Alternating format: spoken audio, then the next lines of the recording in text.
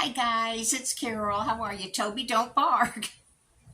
As soon as I pressed play, somebody walked past my patio door and Toby's taking a nap, but he looked up. I was afraid he was going to start barking. How are you guys? I'm okay. As soon as I turn the camera on, my eyes itch and my nose itch. I've been telling you to go to my playlist and go down to humor, laughing at myself, and you'd find the story about see you in the morning.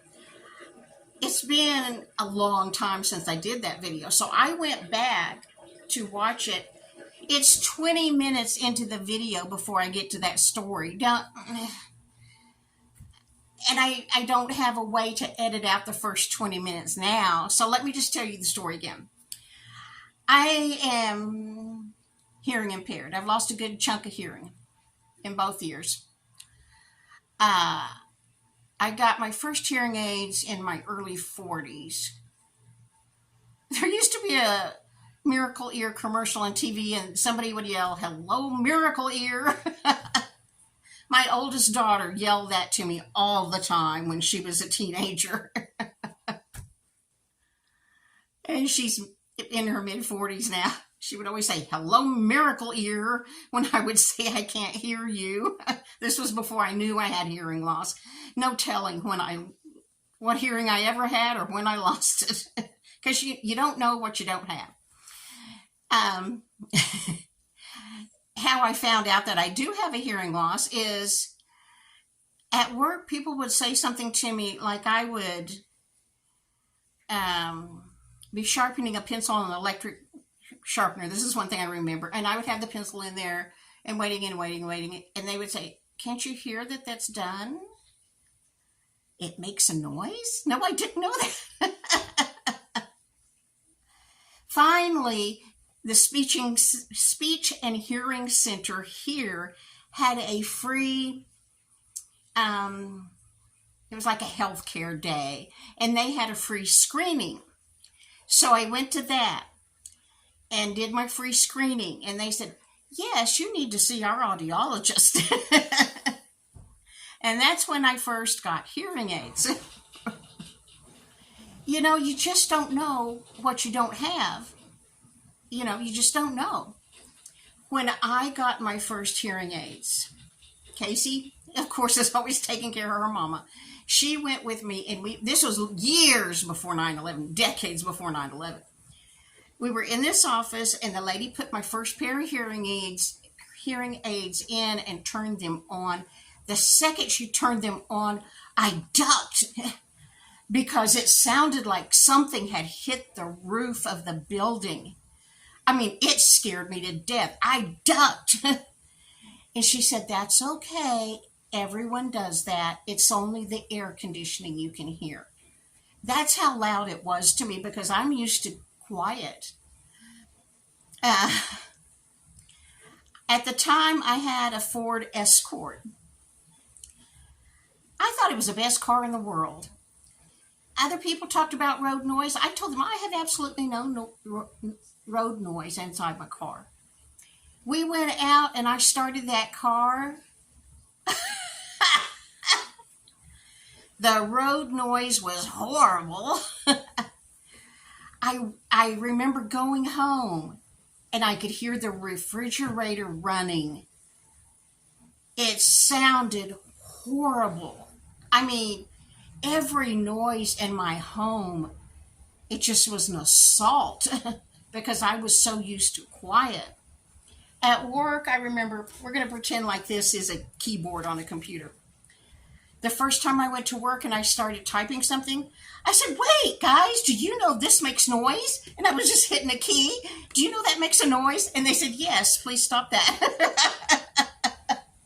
I didn't know it made a sound when you touched a key on the keyboard.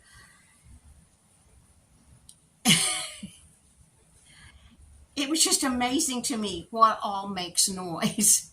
And I don't like it. I prefer quiet. Well, anyway, so I've been hearing impaired for quite a while. At work, I had to wear my hearing aids, even though they make my ears itch horribly and all the sounds drive me crazy. I was exhausted at the end of the day just from trying to cope with a noisy world.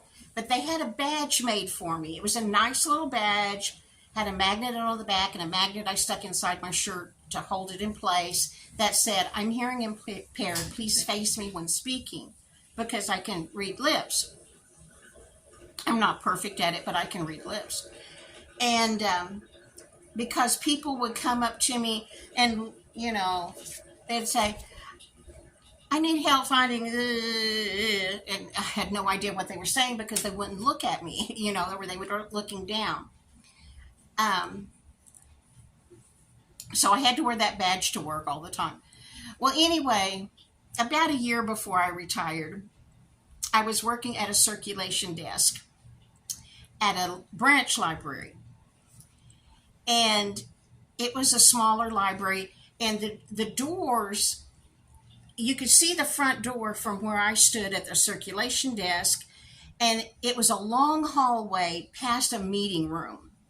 And then there was another set of doors. These were glass doors. There was another set of doors. And then you opened those doors and you came in. And then there was a turnstile to count how many people came and left the library. And then you got to the circulation desk.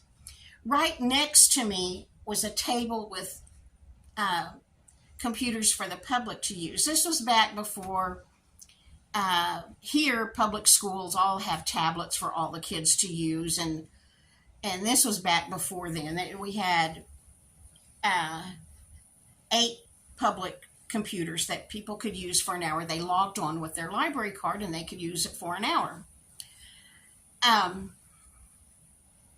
Well, this one evening, we closed at 9 o'clock. This one evening, this big old bruiser of a guy, I mean, he looked like a football player with his uniform on, but it was just this big old bulky guy, came, and I could see him coming through that first door, down the length of this big meeting room, into next to the other doors. He was slinging those doors open, and there was a woman behind him, and behind her was a teenage girl. Here he comes, stomping in, slinging that door open, comes up and he goes straight over the computers. And when he comes in, I say, "Hi, how you doing?" And then because it was like 5 till 9, I said, "We'll be closing in 5 minutes, just to tell him." And then he stomps over and grabs a chair, and it was so close, it banged my desk. There was just enough room for someone to walk through there. Had to be ADA compliant, so I guess a wheelchair could get in there, but it was very close. Anyway, slings that chair back and sits down at the computer. Well, I do not have any control over those computers. They are set to automatically shut off like a minute till 9 because we close at 9. And I had said we close in 5 minutes. That should have clued him in, I thought. And he tried to log on. And I think I said something to him like, "I'm sorry, you won't have time to log on." And he obviously said something, but I had my hearing aids in, but I couldn't hear him. My hearing aids don't make me hear perfect. Well, anyway, so he's trying to log on. I know he's not going to be able to get on, but, I've told him. And so I'm busy doing my closing up things, things I have to do so we can close up. And my boss was way over in this corner of the building doing something, shelving books back there or something. My other coworker was over in the youth department that went this way. And I'm just busy minding my own business, doing the closing up things, and the computers turn off. Obviously, he thought I did it. He got up, slung that chair back, and was stomping out. And unknown to me, he was saying something. I couldn't see his face. I couldn't read his lips. My hearing aids really didn't do that much for me. And so I'm saying, "Bye. We open at 9 in the morning. You come back and I'll help you get on the computer. Y'all have a nice evening. See you in the morning." I'm saying all this to him as he's stomping and out, slinging that glass door open and stomping down the hall, slinging the next door open. Meanwhile, my boss comes running from this direction. She says, Carol, are you all right? And I said, yeah. And my coworker comes from this direction to check on me. And my boss said, did you not hear him? And I said, no. What did he say? And he said, he was cussing you out because you turned off the computer on him. I didn't turn it off. I had no control over those computers. But evidently I'm telling him, bye, you come back in the morning, I'll help you get on. Meanwhile, he's cussing a blue streak at me. Bye, y'all come back in the morning, I'll help you. See you in the morning. Oh gosh, this is already long. I'm going to go. Sorry about this video. I'll see you in a better video next time. Bye.